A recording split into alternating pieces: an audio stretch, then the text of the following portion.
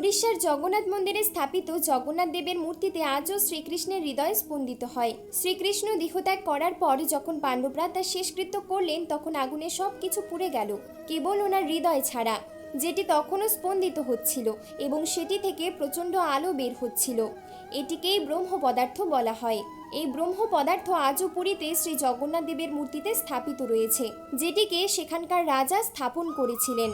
প্রতি 12 বছর অন্তর মূর্তি বদলানো হয় এবং এই পরম্পরাটিকে নবকলেবর বলা হয়।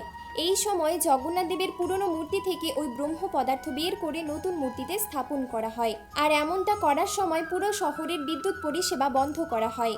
প্রধান পূজারী দ্বারা ব্রহ্ম পদার্থ পুরনো মূর্তি থেকে নতুন মূর্তিতে স্থাপন করা হয়। তখন ওনার চোখে কাপড় বাঁধা হয় এবং হাতে গ্লাভস পরানো হয়।